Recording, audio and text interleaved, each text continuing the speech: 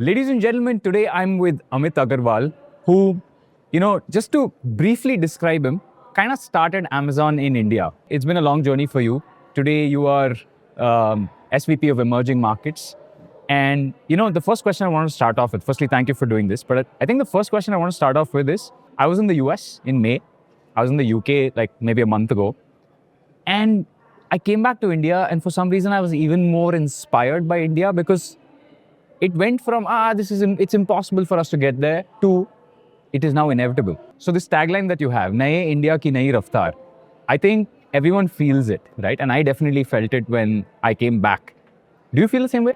I think you said we can get there. You don't need to get there. I think we are getting somewhere that could be even cooler. That's kind of what the vibe is. Because even when I come here, it's just a different energy. It's just pace is different. It's just different energy, and to that you have all the warmth that you have of India. So just to give you some context, Amazon in India actually started in 2004. I was part of the team that came here that started our remote development center. It's been 20 years, and then we started Amazon in India in 2013, which is our commerce business. And very early, we during the same time there was this vision that the Honorable Prime Minister had set up about a new digital India. This was about getting to $1 trillion digital economy, and programs such as Make in India and Skill India were getting popular. And we realized that our business priorities overlap with India's priorities. And that's how the first edition of Sambhav came about, where we said, let's solidify that in three pledges. And we pledged to digitize small businesses, create jobs, and enable exports. And we are very excited by the progress that we have seen. We've actually created 1.4 million jobs. To give you a perspective, that's 30% of all ITES sector jobs is created by Amazon. Enabled $13 billion in exports, which is about 3% of India's B2C exports if you exclude petroleum and jewelry, and digitized 12.4 million businesses. So now when I come to this edition of Sambhav, the Prime Minister's vision of a Viksit Bharat by 2047 reflects the kind of the feeling that you have. I think the notion of what developed India would be might be far richer. There might be only one such nation that is so rich in its diversity and its culture, and yet has its own definition of what developed means. And we are super excited by that. We see this as a defining moment to be participating in that vision, and that's the theme of this Sambhav, Naye India ki nayi raftar. That's what we want to cement again, the commitment that we have to that vision. Interesting. There are two kinds of startups in India, right? One is, of course, we hear about it in the media all the time. The unicorn startup, the cash guzzler, the one that goes out and raises, $500,000 or $1 million or $100 million. But on the other side, there's the more typical, the more usual, the small business. And I don't think there's a single person in this country who's had more experience working with small businesses than you do. So I want you to paint a picture for me in 2024 compared to, when this all started, which is, let's say I was selling socks online. Paint a roadmap for me. What should I do now that I can actually build a sustainable small business with actual profits that I can take back home, not relying on anybody else's money? Well, I think let me give you a different story, right? Because what happens is a stock startup would be a different startup, but there are several small businesses that start their journey on Amazon, trying to have a creative idea, create a product, manufacture the product, and sell it to customers. Now, typically, if you think about pre-e-commerce era, you would have to find a shelf space somewhere. Yeah. You would need distribution. You would need marketing. You would need all those expenses that make the cost of creating a brand both expensive and also require you to do all the muck that's not related to your core idea, the core ingenuity that you have of what you're trying to create. So there's a startup, if you will, called Skillmatics. Started 5 years ago by a couple of entrepreneurs in India. They had this vision to create toys for kids, and these were educational toys. They started on Amazon. The business in 5 years. So what happens is they have to list their products. Now they can suddenly take advantage of Amazon's distribution scale of reaching out to customers. Their products could be listed on Amazon India, Amazon US, Amazon UK, and across the world. suddenly they have access to hundreds of millions of customers And also global shipping. and global shipping.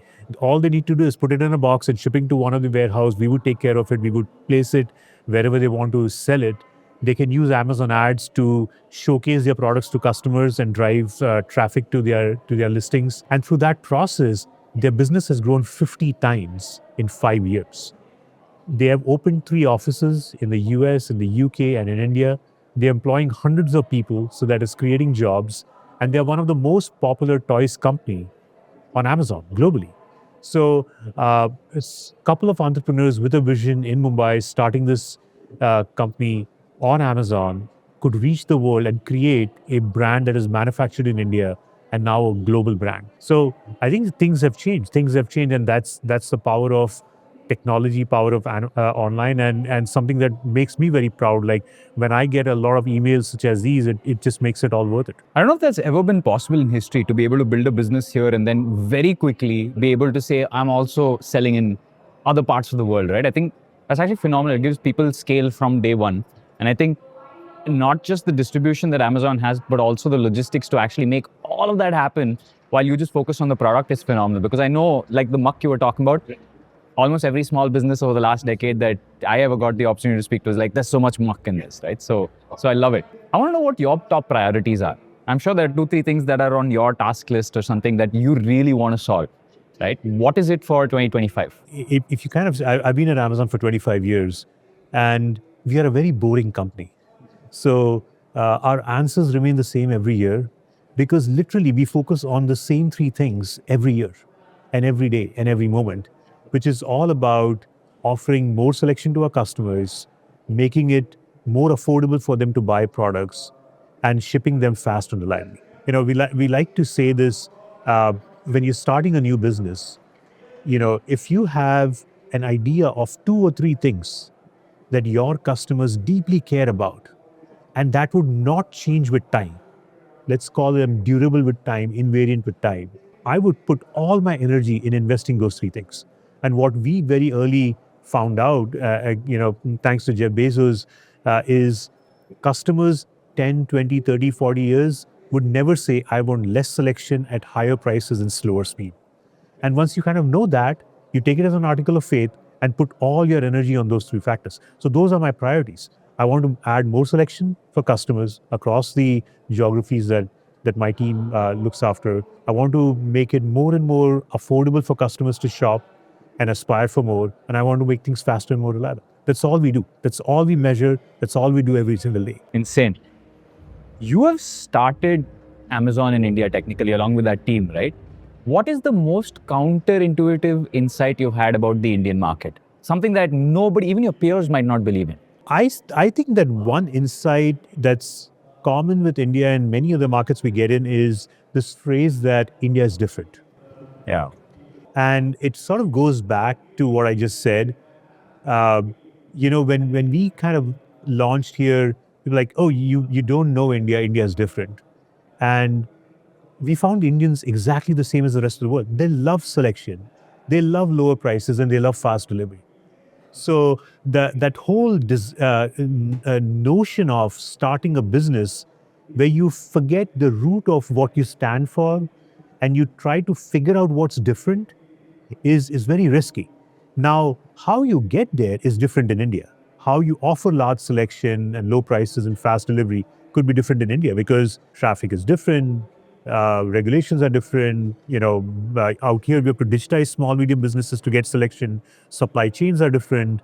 Logistics are different. We didn't have a payment infrastructure. UPI kind of took off after we launched. So the means changes, but I think the most counterintuitive insight, and thanks we didn't listen to a lot of people, is India is exactly the same as the rest of the world on the things that matter most to customers. Yeah, I think the message I'm getting back from that is humans are pretty much the same. Their behaviors across the world. The most important thing is all humans are the same across the world.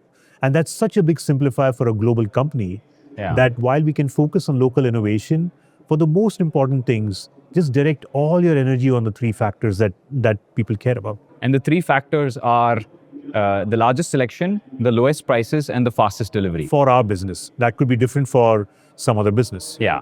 I want to talk about the third part of this, right? The fastest deliveries. And I don't think this would have been a I mean, this is of course an awesome conversation, but I think the question, the big elephant in the room is, what about quick commerce? You have competitors now.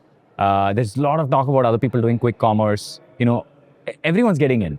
And Amazon stayed kind of mum on this. Like, I've heard some news, but I want to hear it from you. It's not the elephant in the room. It's very natural. I think if we were sitting here 30 years later, and we said that there exists a way for customers to get more selection or bet lower prices or faster delivery, it is very obvious that customers would find that interesting. So, and I just said that's what customers care about, and we are seeing that for a small segment of selection where customers can get faster speed, they're responding to it. In much the same way that there might be somebody who offers very large segment of selection that's unbranded at dramatically lower prices but poorer convenience. People might appeal to that might appeal to customers as well. Now, when I think about Amazon, because of our focus on the three pillars, we've always focused on offering the largest selection to customers at faster speeds, and which means that we have built a national supply chain that offers more than 100 million products. But when you look at Prime members, they can get at least 4 million products shipped next day. And they get at least 1 million products that are eligible for shipping same day. And there are at least a few 100,000 products that ship in a few hours.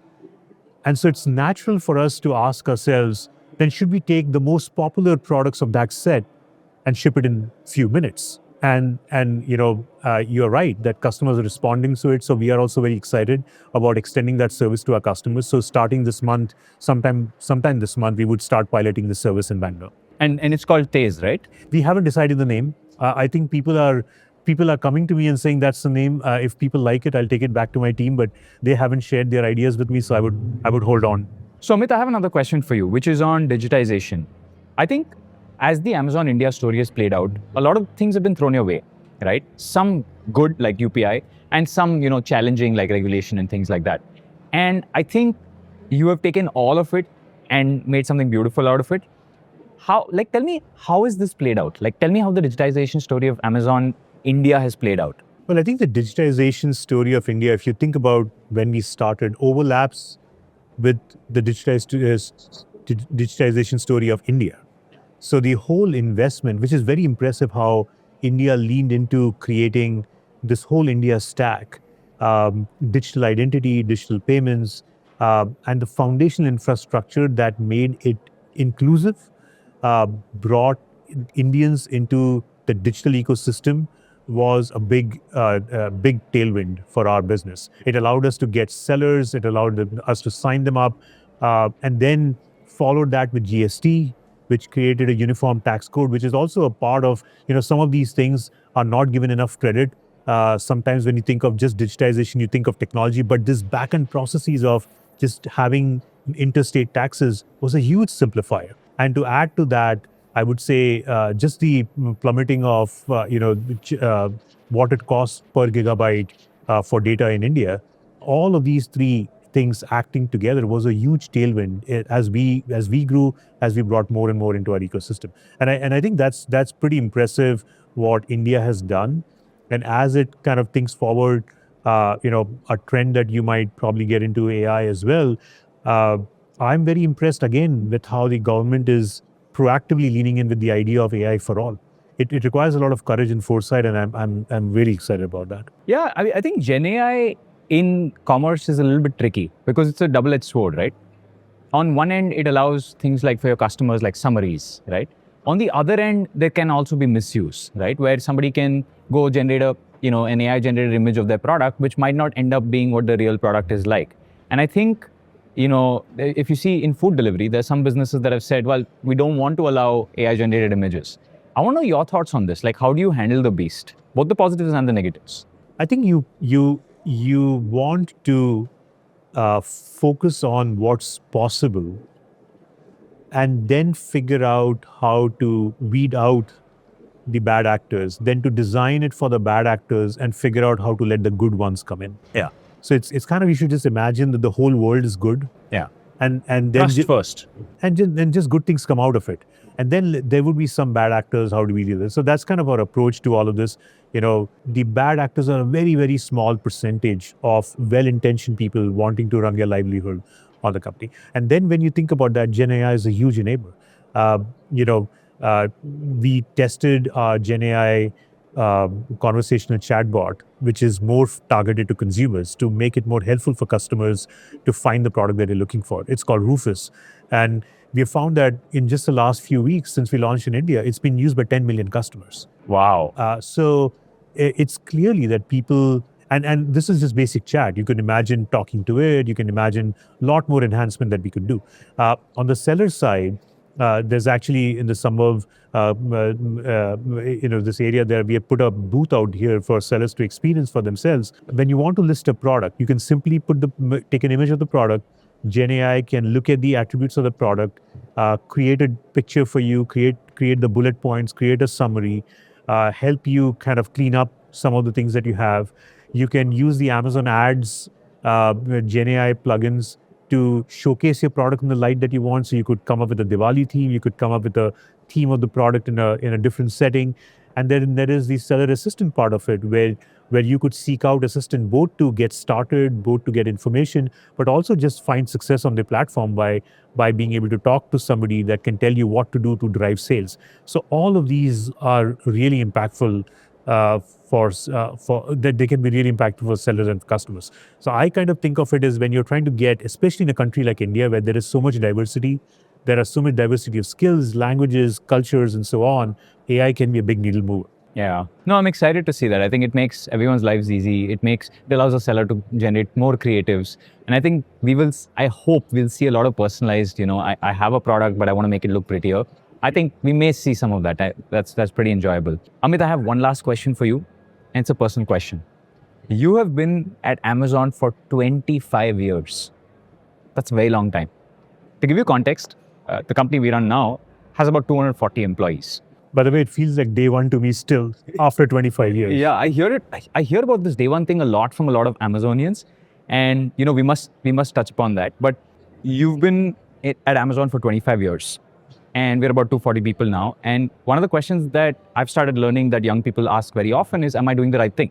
Should I be in this company? Should I be somewhere else? Should I go to study something and do something else after that? Or should I be in a very, very early stage startup? There's so many options. The world is a nice pool of options at this point. And all seem attractive and all seem good. And the question is, you've been at Amazon for 25 years. You have been there rock steady. And I think you are the best example of compound interest in some ways, right? And I would love for you to tell us, if you were starting again and you had these confusions, how would you play your career out? Yeah, I think I would probably land up doing the same. I'm in general a big fan of marathons versus sprints. And the reason for that is I feel time is a big lever. So if you kind of just ask yourself about, firstly, you need to identify a problem statement that you're passionate about. Because I think if you don't find the starting point, then you would obviously change and try to find a place to settle in where you are. So, but if you love the vision of what you are doing, if you love the purpose of what you're engaging in, and if you love the people that you are surrounded by, then I think just having the luxury of time and just spending time, as you said, can lead to significant compounding of your ideas. There's this thought experiment that one can do that if I had an idea and if I gave myself 6 months, what could I achieve out of it? Versus if I gave myself 6 years, versus if I gave myself 60 years. And I think you would come up with very dramatically different business plans if you had the luxury to spend more time. And I feel people sometimes don't give themselves enough time. They're too much in a hurry to get to the output. And they miss that degree of compounding that you're referring to. So I feel that I like to be associated with durable visions, with great people. But then once I find that, I love the idea of just spending time. And spending time obsessing with customers, inventing on their behalf, thinking long term, just gives you a dramatically different lever to make big things happen. Yeah, and I think you also build, inside the company, you build so much leverage and so much trust that now you can try the ideas you really want. But that's an output. That was not how it started. Yeah. And that does require, that's a part of the output that you get out of the compounding that you're referring to. Very interesting. This was, I know this was short, but this was probably one of the best conversations I've had in the last few months. Mainly because I think you just see, I can tell, right? You're very customer focused and it's very inspiring. And I think if there's one takeaway that I should take back from this is like, go do even more homework on the customers and, try to be the best solution out there for them. No, I think it was fun talking to you. It was very, thank you for taking time and spending time with me talking about this. Thank you. All right, guys, subscribe. Bye.